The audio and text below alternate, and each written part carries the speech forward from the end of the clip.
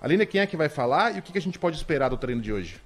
Hoje a gente vai ter um treino aberto por apenas 15 minutos. A expectativa fica pela situação do Alex Sandro, lateral esquerdo da seleção brasileira, que evoluiu um pouquinho mais na recuperação da lesão no quadril esquerdo. Então ontem ele já fez uma parte da atividade com o elenco, uma atividade que foi fechada para a imprensa. E aí a gente vai ter oportunidade, de, assim como na última coletiva, perguntar para o Tite se tem condições do Alex Sandro ir para o jogo. A expectativa é boa, então se o Alex Sandro for pro jogo, o Danilo, que também vem na entrevista coletiva para falar com a gente, fica na posição dele, na lateral direita, e o Alexandro na lateral esquerda. E a expectativa é de repetição do restante do time, como o Tite vem adotando desde a estreia, fazendo as mudanças ali pontuais de acordo com o que tem acontecido com a seleção brasileira. A entrevista do Tite e do Danilo às 14h aqui pra gente, 8h de Brasília, e a seleção brasileira vai jogar em um palco que ainda não foi, né, que é o Education City, um estádio novo. O Brasil ficou só entre Luzeio 974, Luzeio 974 e agora o Education City. Ontem o Vinícius Júnior deu entrevista e ele falou um pouquinho da expectativa dessa partida contra a Croácia. Ele imagina que vai ser um time que vai agredir muito mais a seleção brasileira e com uma postura bastante diferente do que a Coreia do Sul apresentou no início da semana.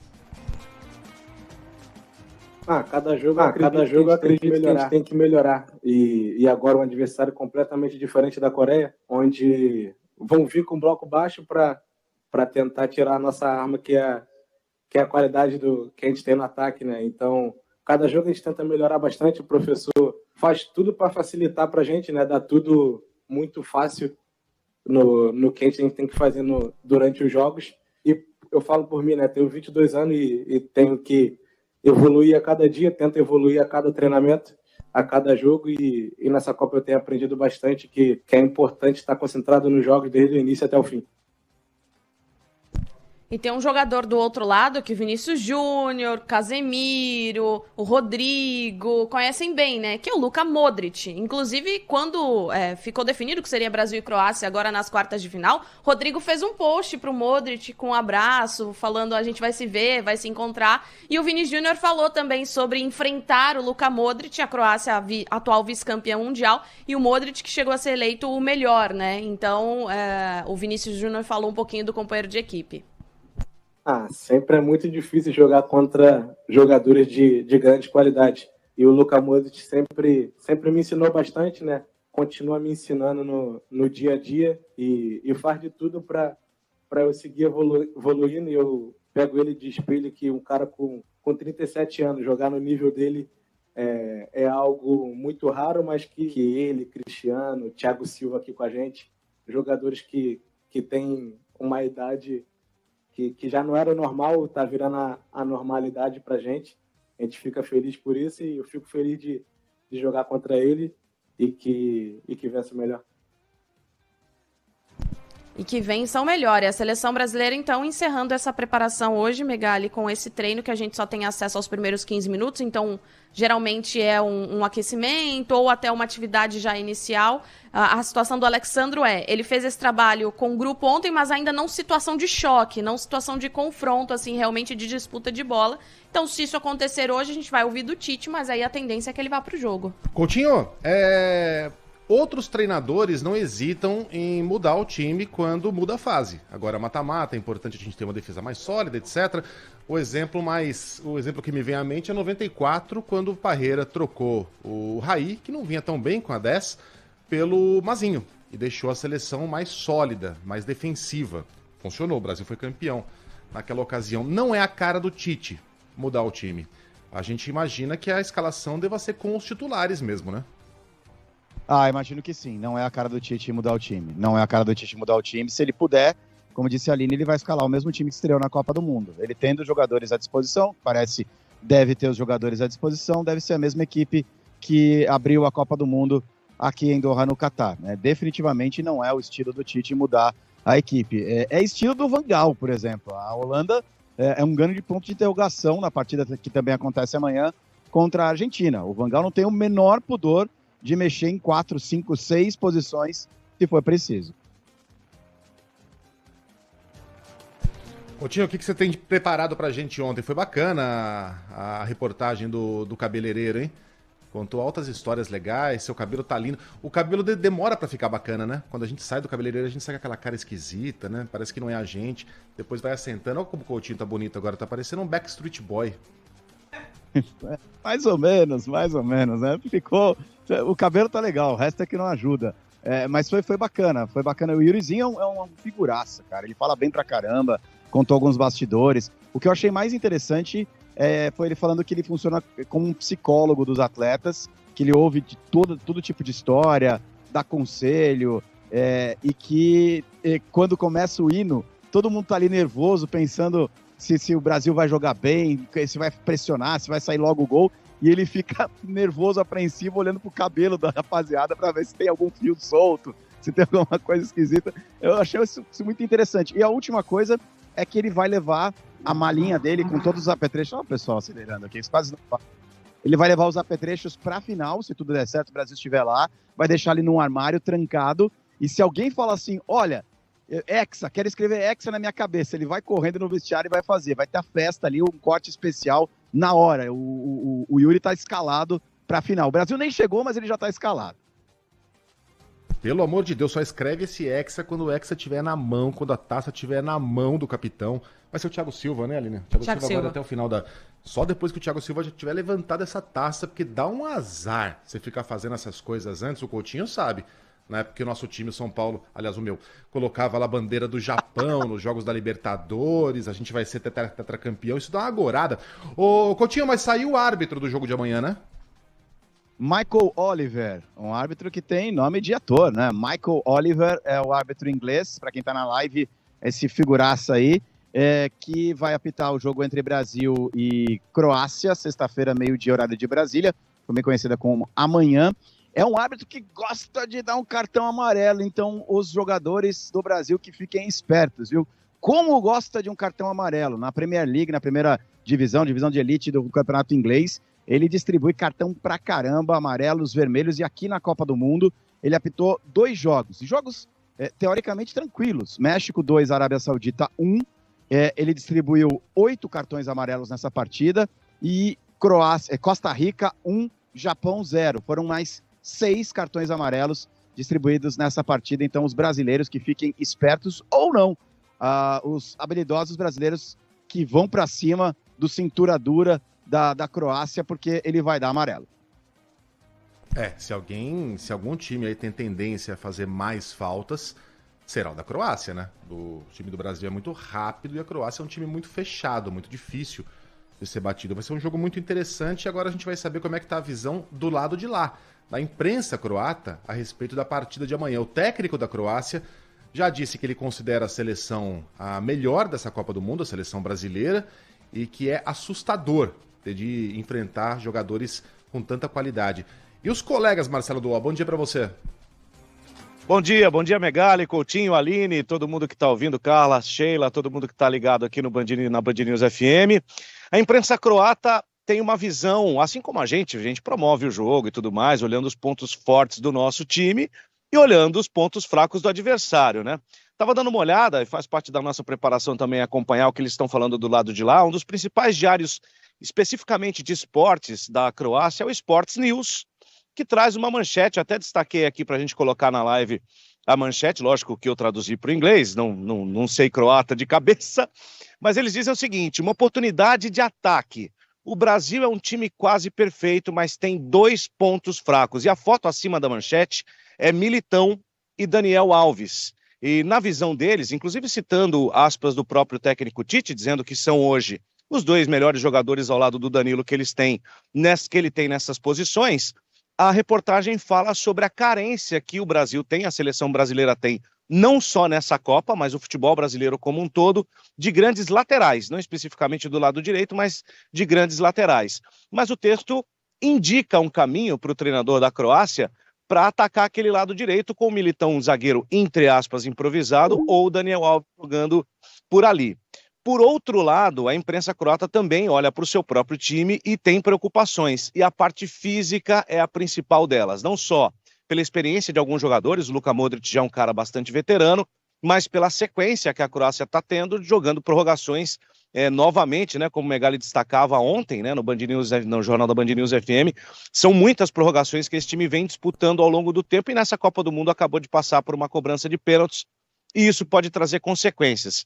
Os analistas, os cronistas esportivos da Croácia falam o seguinte: eles precisam fazer um primeiro tempo perfeito, jogar defensivamente mesmo, segurando a seleção brasileira para jogar no erro do nosso time e tentar fazer um gol na primeira etapa, tentar resolver o jogo no primeiro tempo, porque principalmente nos 20 minutos finais dos jogos, o time da Croácia costuma cair fisicamente. Pistas para eles, pistas para nós também. Muito bem, então, com encontro marcado amanhã ao meio-dia com o jogo da seleção, no certamente lotadíssimo Education City, Brasil e Croácia, e às 16h, Holanda e Argentina. Estava vendo uma reportagem aqui, dou crédito, do Globo Esporte, que levantou o salário do jogador da Holanda, Andries Noppert, que vem a ser o goleiro holandês, viu, Dó?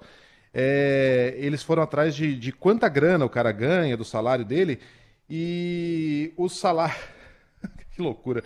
O salário anual do Noppert é de 130 mil euros por ano. Atualmente, 711 mil reais na cotação atual. É um ótimo salário, né? Para padrões brasileiros. Você vai estar ganhando o quê? Pô, uns 60 mil, 55 mil por mês. Já o de Messi é de 41 milhões de euros. Quando a gente faz a conta, o goleiro da Holanda ganha em um ano o que o Lionel Messi ganha em um dia. Tá? Os dois vão se enfrentar amanhã, às 16h. Bom, na conta bancária não dá nem graça, mas no futebol são 11 contra 11. Duó, até já! Até já, até a próxima, gente. Bom dia. E o gato, hein, Sheila? Ah, é, rapaz. Carlinho colocou música aqui, só antes da gente falar do gato. A gente tava fora do ar aqui, Megali, pensando, a gente conhece música da Croácia? O que a gente conhece tanto da Croácia? E a Sheila foi atrás de algumas bandas pra gente entender mais. E aí diz que essa daqui é uma das principais, mais inovadoras da Croácia dos últimos tempos, né, Sheila? The Beach Fleet. Tu nema kruva, imam kretenski osmijeh od uva do uva. Žila mi kuca, stegne oko srca zbog nje. É isso, é curiosa, né? Digamos assim, é um estilo diferente e tal, é meio que um rap, né? Misturado com, sei lá, um som mais leve, um pop. Aqui, ó. Carla, The Beach Fleet, pra quem tem... Tem uma música... Cara, tem uma música do Gabriel Pensador. Você consegue colocar aí? Ele canta igualzinho esse cara, no mesmo tom, com a mesma voz. Chama O Resto do Mundo. É do primeiro disco do Gabriel Pensador. É triste, ele descreve ali a vida de um morador de rua, né? Eu sou mendigo, indigente, indigesto, vagabundo. É super triste, mas ele canta exatamente nesse tom. É impressionante, parece que é ele cantando nessa música. Vou achar aqui. Essa banda aí, ela tava lendo aqui sobre ela, né? Diz que ela criou um novo estilo de música, que se chama Ping Pong. Ping Pong seria uma mistura de reggae, afrobeat, hip hop, rap rock alternativo e trip hop britânico. Vamos ver aqui então, vamos fazer... Dá pra identificar tudo isso aí. Não, deu só pra... um novo estilo de música, um estilo meio ruim. Eu achei. Que implicância, eu gostei. Eu gostaria de ter um pingo de orgulho, mas isso é impossível pra quem come o entulho misturado com os ratos e com as baratas. Não é igual? Esse é Gabriel, pensador Gabriel. Eu vivo como um bicho, ou pior que isso, eu sou o resto. O resto tá do doido, mundo. É triste demais essa música. Olha lá. Um vagabundo eu sou. Vamos lá. Sou ninguém. Todo mundo apresentado. Mas todo o gato, mundo escalado. vocês não vão falar do gato? Ah, vamos. O que vocês acharam do gato? Vocês ficaram com pena do bichano? Eu fiquei.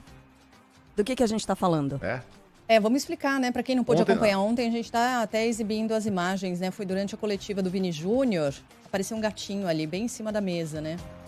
A Aline tava por lá? Tava, né, Aline? A Aline foi embora, porque vai ter outra coletiva daqui a tá pouquinho. Tá de ressaca, ela foi tomar Daqui a pouquinho vai ter a do vai tomar glicose. Então daqui a pouquinho tem a coletiva do Danilo. Olha lá, aliás. Era o Vinícius Júnior, e aí o assessor da CBF fez isso aí com o gato. E aí pegou muito mal nas cangote, redes. Né? Tem muita gente que pega pelo cangote. Mas aí na verdade ele pegar jogou, pelo cangote jogou o gato no chão. Isso. Pra quem tem gato, sabe que pegar assim por essa sobra de pele, digamos assim, Aquela bem aqui pelanquinha das costas, né? Isso. Que fica Aliás, é atrás como a da- mãe do gatinho pega o Então, gato, os veterinários discordam, sabia? Eu pego o gato assim também. Aliás, pegava. Porque aí eu fiquei sabendo que os veterinários não gostam, porque dizem que isso aí, se feito repetidamente, né? Esse é um gato de rua, tem muito gato aqui. Aliás, é uma cidade infestada de gatos.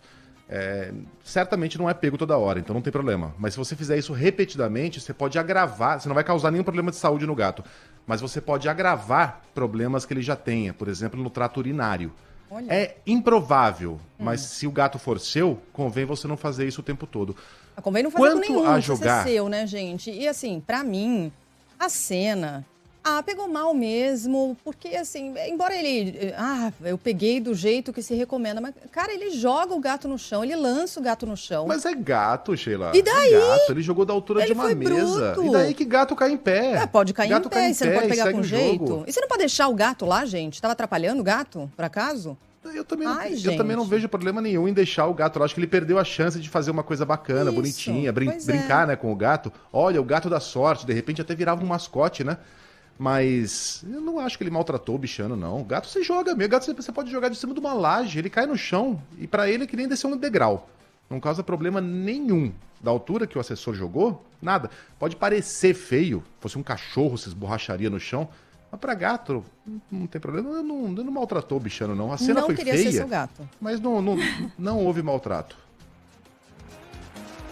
Não, mas eu gato também de não acho rua que se tenha diverte, sido. você nunca viu? Eu também não acho que tenha Você sido nunca viu maltrato. Mas Saltimbancos? acho que ele poderia poupar tudo isso, deixando o gato lá. Ou então, não joga, não lança o gato, né? Caramba, gente. Mas enfim.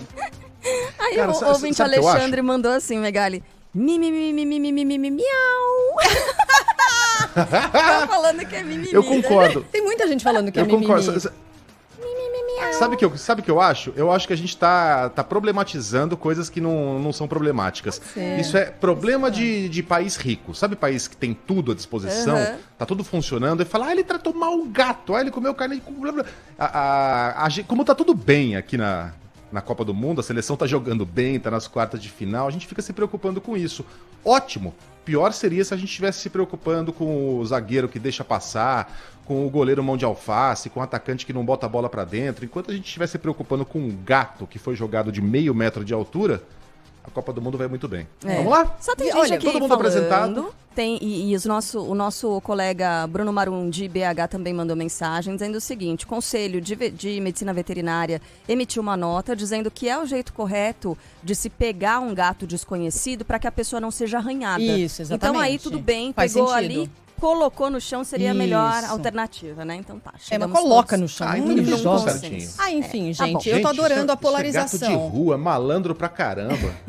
Pô, você jogar o gato de 1,5 metro. Malandro é o gato. Não faz nada. Eu tô adorando Já o nasce momento de bigode. polarização por causa do gato entre os nossos ouvintes. Com discursos raivosos de um lado e mimimi do outro. É este o momento que vivemos. Muito bom. Pronto, surgiu. O gato é de esquerda ou de direita, hein? Então, Vamos lá, esse todo mundo comunista. O gato faz arminha ou faz o L? Todo mundo apresentado, todo mundo escalado, só falta ele, meu galo. Toca a bateria. Depois de um dia marcado por reviravoltas, o Peru tem a primeira mulher presidente do país. Dina Boluarte era vice de Pedro Castilho, que foi destituído e preso depois de ser acusado de tentar dar um golpe. O então presidente peruano foi detido depois de decretar a situação de exceção, impor um toque de recolher e dissolver o parlamento do país. O objetivo era impedir a votação de um processo de impeachment por denúncias de corrupção, o terceiro em um período de 1 ano e meio. Tomamos la decisión de establecer un gobierno de excepción orientado a restablecer el Estado de Derecho y la democracia, a cuyo efecto se dictan las siguientes medidas. Disolver temporalmente el Congreso de la República e instaurar un gobierno de emergencia excepcional. Em reação à medida, uma sessão de emergência do Congresso destituiu Pedro Castilho do cargo por permanente incapacidade moral, 73 votos a favor, 32 contrários, além de 6 abstenções. Em pronunciamento, a nova presidente do Peru, Dina Boluarte, disse que está ciente da responsabilidade que está assumindo e prometeu um governo de unidade nacional. Minha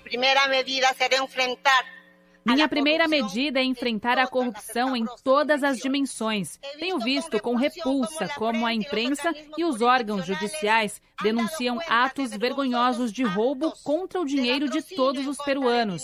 Esse câncer deve ser erradicado pela raiz.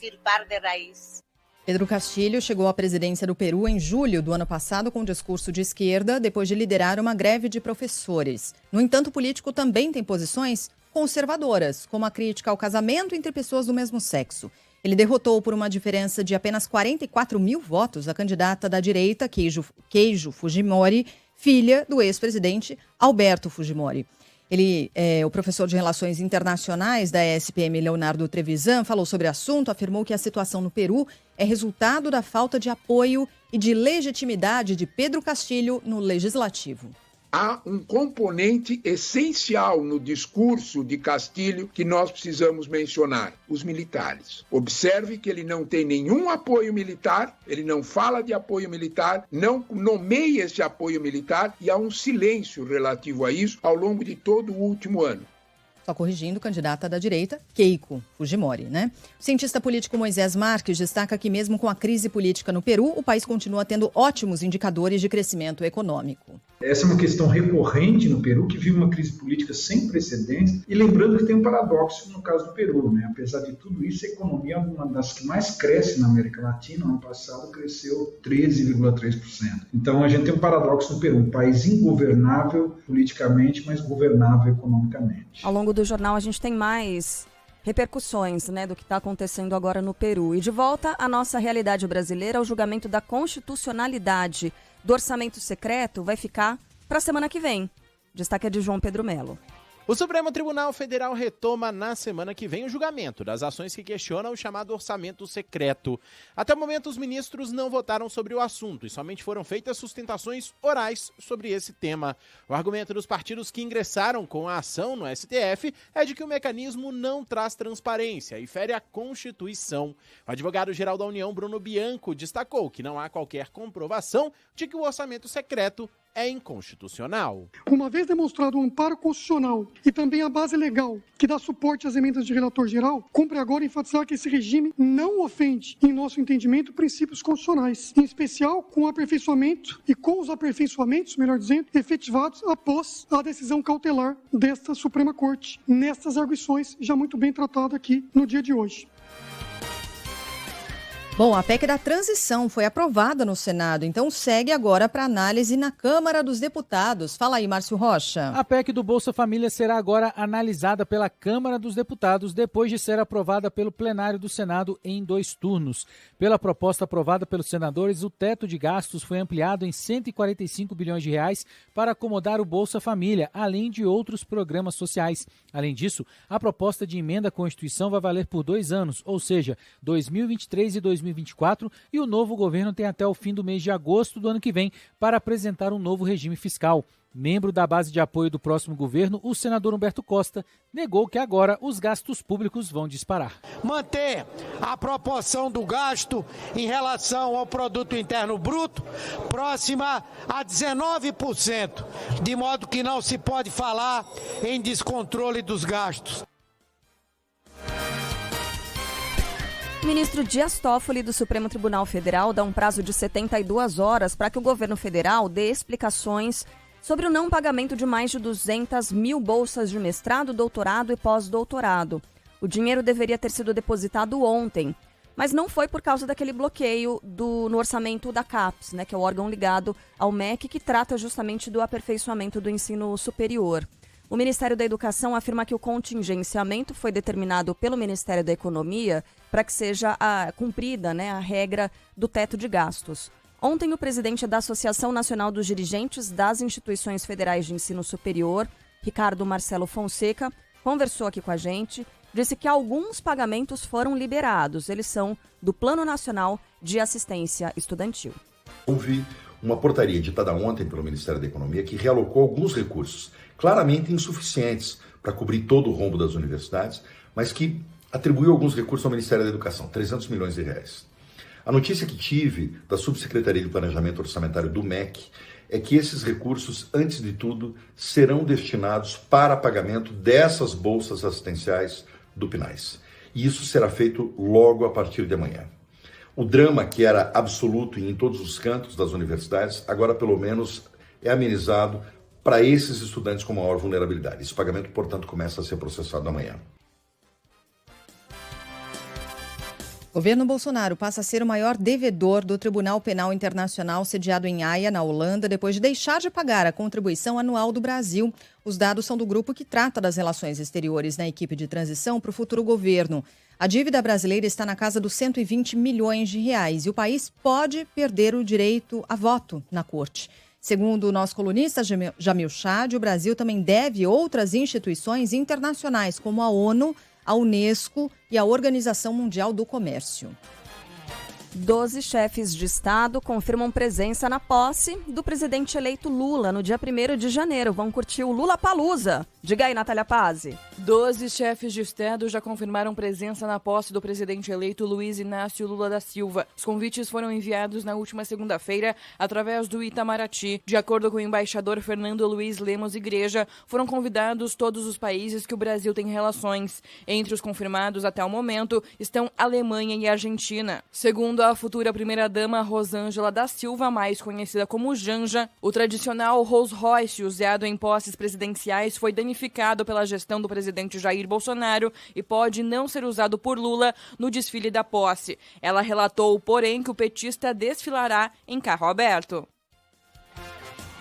O presidente Desculpa, eleito... como assim o Rolls Royce foi danificado? O que aconteceu com o Rolls Royce? Como foi danificado? Ela ainda disse não que tem detalhes, algum né? tipo É só de dano isso? no banco Isso. do veículo. Mas não deu ela detalhes. não trouxe mais detalhes, não. E é isso, disse que não sabe se será Mas possível não é no utilizar motor? até a posse, se dá para recuperar até lá. Aparentemente não. Ela falou algo sobre o banco do carro. Mas não deu mais Gente, detalhes, mas esse não. Rolls Royce fica exposto ali no... Se não me engano, é no Congresso mesmo. Ou no Palácio do Alvorada. Agora eu tô na dúvida, mas ele fica exposto. Ninguém fica usando ele no fim de semana. Como é Me que lembro de uma danificou? entrada ao vivo com alguém da reportagem de Brasília, que estava ali do lado e o Megali até chamou a atenção, né? Eu não me lembro se foi a Natália mesmo, mas alguém A da Natália, nossa reportagem... a Foi Natália gostava de Natália? entrar. Ela... sim, a gente até falou, o Rolls Royce ali, ele fica lá exposto. Aí, imagino que antes de cada posse, alguém vai lá, dê uma encerada, dá uma olhada no motor. Alguém deve ligar o motor de vez em quando, né? Uhum. Mas como é que você danifica com um carro que não se mexe? Queremos mais detalhes a respeito do Rolls Royce. O presidente eleito Lula vai dividir o Ministério da Economia em 3 pastas. Informação do coordenador da equipe de transição, Aloysio Mercadante. Serão criados o Ministério da Fazenda, ou seja, voltaremos a ter o Ministério da Fazenda, o Ministério do Desenvolvimento, Indústria, Comércio Exterior e Serviços, e aí o terceiro, Ministério do Planejamento, Orçamento e Gestão. Será o fim, portanto, do Superministério da Economia, criado pelo presidente Jair Bolsonaro e que ficou nesses 4 anos sob o comando de Paulo Guedes. Ainda sobre a transição, o presidente eleito Lula pode anunciar hoje o nome de José Múcio como ministro da Defesa. O anúncio estava previsto para depois da diplomação no Tribunal Superior Eleitoral no dia 12. No entanto, segundo o jornal o Globo, foi antecipado para que Múcio possa procurar os comandantes do Exército, Marinha e Aeronáutica e definir os sucessores deles. A gente já falou, né, por aqui sobre esse tema de que os comandantes devem entregar os cargos antes de que o presidente Lula tome posse. Como que dizendo que não aceitam, né, essa eleição, não querem que o presidente passar os cargos ao novo presidente da República. Então, existe esse impasse e existe a possibilidade de que o nome de José Múcio seja adiantado. O Comitê de Política Monetária do Banco Central volta a se reunir agora somente no ano que vem. Ontem o Copom decidiu manter a taxa básica de juros em 13,75% ao ano. Para o economista Roberto Luiz Troster, a Selic deve permanecer no atual patamar até pelo menos metade de 2023. O especialista lembra que o Banco Central alertou sobre os riscos fiscais com os aumentos dos gastos públicos pelo governo em um cenário em que a inflação ainda é um problema. Pode fazer 2 coisas. Um é melhorar a quantidade 2, melhorar a qualidade dos gastos, quer dizer, o Brasil não só gasta muito, como gasta mal. E terceiro e mais importante, quando a gente fala dívida, sempre fala dívida PIB. É ver se consegue fazer a economia crescer mais. Então, acho que o grande desafio é esse. Se a economia cresce, é uma fração, dívida PIB. Se o denominador cresce mais rápido, a relação dívida-PIB cai. Esse é o grande desafio. A Petrobras reduz o preço do gás de cozinha. Destaque da Priscila Xavier. Começa a valer nesta quinta-feira a redução de R$ 4,55 no preço do gás de cozinha. A medida anunciada ontem pela Petrobras prevê uma queda no preço médio do botijão de 13 quilos para as distribuidoras, que passa de R$ 3,58 para R$ 3,23 o quilo. De acordo com o último levantamento da Agência Nacional de Petróleo, realizado entre os dias 27 de novembro e 3 de dezembro, o preço médio de revenda do gás de cozinha ultrapassou os R$ 100. Os estados de Mato Grosso, Pará e São Paulo registraram os maiores valores de R$ 150. Já Rio de Janeiro e Pernambuco são os únicos que possuem o preço médio de revenda abaixo dos R$ 100. O Tesouro Direto passa a aceitar o Pix como forma de pagamento na compra de títulos públicos. Para usar esse meio, é preciso que a pessoa física tenha um cadastro no portal de acesso a todos os serviços do governo, que é o gov.br. Também só pode ser feito pagamento com Pix quem tem um CPF ou vindo de um CPF do titular da conta, né? Em outubro, o saldo de títulos públicos nas mãos de pessoas físicas passou dos 100 bilhões de reais pela primeira vez. Bom, e agora é uma daquelas histórias, né? Fazia tempo que a gente não ouvia o Brasil indignado, realmente, né? O que a gente tem aqui de problema social nesse país, ouça só. A subprocuradora-geral da República, Elisete Ramos, reclama durante uma sessão do Conselho Superior do Ministério Público Federal do quê? Da falta de motorista oferecido pela PGR. Indignada. Ela afirmou que precisou, sabe o quê, Sheila Magalhães? O que ela teve que fazer? Ela teve, olha, é um absurdo. Ela teve que chamar um Uber. Não. Diante do imprevisto. Pediu ao Procurador-Geral da República, Augusto Aras. Absurdo. É um Caiu absurdo, o dedo, gente. não? Pegou Não, o celular? Caramba, Convenção de Genebra, atenção gente, aí. Isso aqui é o quê? É tortura, praticamente. Chama E a aí AIA, ela- né? Tribunal Penal. E ela pediu para que o Procurador-Geral, Augusto Aras, tome providências, né, gente? Pelo amor de Deus. Claro. Ontem Mas eu é claro. marquei com o motorista vir me buscar às 8h30 da manhã em casa. O que acontece? 8h30, nada, eu liguei para o serviço de transporte, aí fui informada de que eles estavam tentando ligar para mim, não sei em que telefone, porque o único telefone que eu tenho hoje é o celular, que não tinha motorista.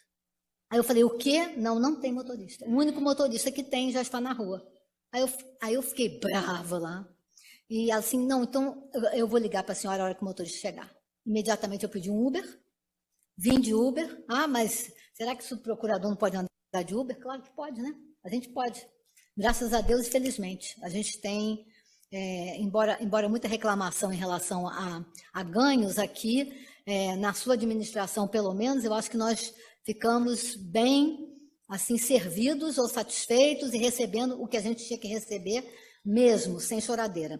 Mas o problema é, nós vamos ficar com o transporte assim? Cada vez que eu pedir um motorista, no dia seguinte vai ser uma dolorosa interrogação? Força, guerreira, força. Muito difícil tudo isso. Ah, pelo amor de Deus, né? Cara, ela... Numa boa, né? Ela fala lá, ela tenta afetar a naturalidade, né? Não, nós, procuradores, podemos andar. Claro que pode nada, você tá indignada. Você tá pé da vida, você tá usando o microfone pra reclamar muito da falta de um motorista. Cara, não tem nada que... Sabe quando você fala assim, tem coisas que explicam o Brasil muito mais que o samba, a caipirinha e o futebol? O carro oficial representa o que há de pior no Brasil. Enquanto a gente tratar com naturalidade o carro oficial com o motorista, a gente não vai chegar a lugar nenhum. Qualquer vagabundo no Brasil se acha no direito de ter um carro oficial quando ninguém deveria ter esse privilégio.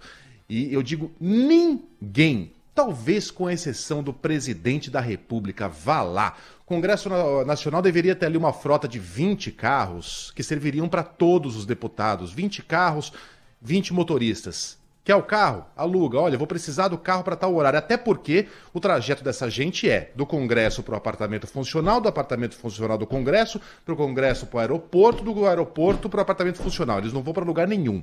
Ah, mas e quando eu precisar ir visitar em Planaltina não sei o que lá? Ok, você pega um dos 20 carros destinados aos deputados e vai visitar o que você bem entender numa das cidades satélites, que não se chamam mais cidades satélites, né?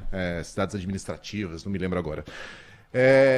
Enquanto as pessoas acharem normal que autoridades no Brasil, primeiro, sejam chamadas de autoridades, e segundo, tenham direito a esses carros oficiais e se sintam à vontade para espernear publicamente quando dá um problema em um desses carros oficiais, que, aliás, parêntese, tem que ser trocados a cada 3 anos, porque tem que estar sempre tinindo de novo, não pode chegar a 15 mil quilômetros rodados, que pela segurança das autoridades tem que ser trocado, a gente nunca vai ser um país sério.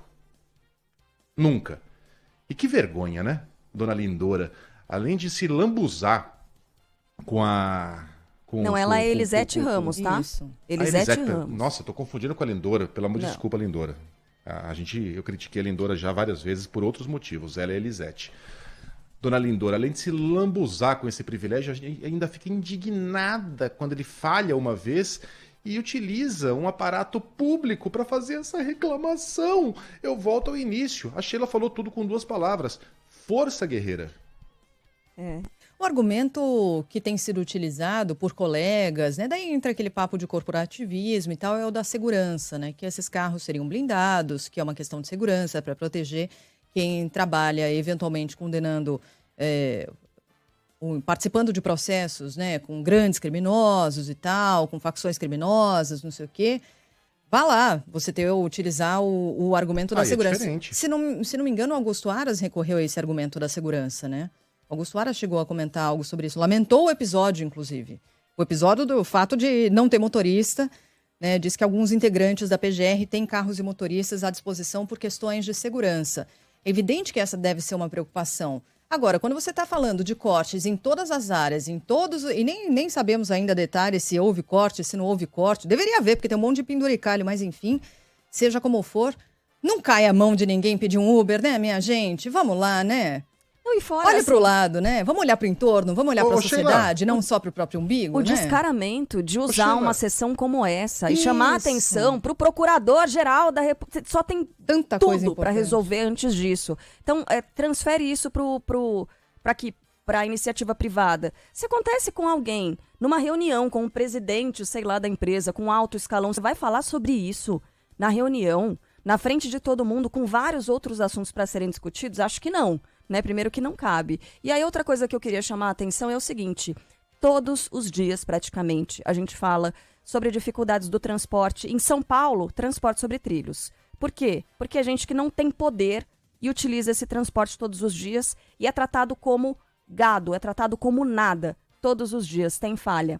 Tem gente que não tem sequer a opção de escolher o transporte, não tem transporte sobre trilhos. Vamos colocar Itapecerica da Serra, Embu das Artes, que são aquelas pessoas que enfrentam 2, 3 horas de congestionamento na rodovia Regis Bittencourt todo santo dia para conseguir se deslocar de casa até um grande centro urbano. A gente está falando da região metropolitana de São Paulo, tá? Essas pessoas não têm voz para dizer, olha, somos milhões e estamos nessa situação. Enquanto que quem decide é esse tipo de gente. Você entende a diferença? Por que é que certas coisas não caminham, certas coisas não dão certo? É por isso. Vamos seguir? Olha, tem muitos outros assuntos, Sheila. A gente tem que falar sobre a chuva, a gente tem que falar sobre a campanha da Band também, né? Em parceria com a Central Única das Favelas para ajudar as vítimas da chuva. Só lembrando aqui, doações podem ser feitas nas sedes da Band no Paraná, Santa Catarina e Espírito Santo. Site mãesdafavela.com.br. Tem um Pix específico aqui com um e-mail que é doações@cufa.org.br, doações@cufa.org.br. A gente vai falar sobre vítimas da chuva em Minas Gerais, também no sul do país, né? Paraná, Santa Catarina, a situação está complicada. Já já a gente volta a esse tema. Também há outras questões políticas, por exemplo, Partido Liberal entrando com uma ação na Justiça para tentar cassar o mandato de Sérgio Moro, eleito senador pela União Brasil do Paraná. Rapaz, é isso aí. Então, já já, a gente volta com outros temas aqui na Band News. Chegou a hora dele. Em 30 segundinhos tem Milton Neves. Escuta, você é daqueles que não perde uma boa oportunidade? Faz palpites certeiros? Então escuta essa. Vá de Bet7 e siga seu instinto. Se o seu palpite for afiado, você pode se dar muito bem. Cadastre-se já e ganhe bônus de até R$500 no seu primeiro depósito. E toda sexta-feira tem bônus extra que pode chegar até R$1.000, sabia? Seguiu o seu instinto? Acertou? Sacou! Escuta aí. Ô, Milton Neves vai de Bet7 também. Futebol, com Milton Neves. Oferecimento Casa do Construtor. Aluguel de equipamentos. Ligue 0800 200 0217. Sicredi. Conheça a primeira instituição financeira cooperativa do Brasil. Sicredi. Gente que coopera, cresce. E bet7.com. É pé quente? Acesse bet7.com e siga seu instinto.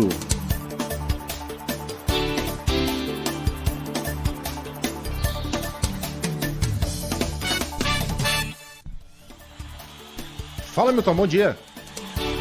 Oi, Megali, como é que é, Megali? Deitando e rolando aí, hein? Plantão esportivo, apresentador de rádio e televisão tem que ficar no estúdio.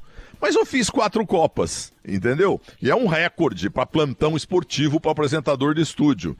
Olha aqui, ó, Copa do Mundo amanhã e sábado a coisa vai ferver. E eu tenho palpites polêmicos, hein? Croácia 0, Brasil 1. Já tá bom demais, hein? Marrocos e Portugal. Portugal já esgotou seu estoque de milagres. Entendeu? Vai ser 1-0 para Marrocos.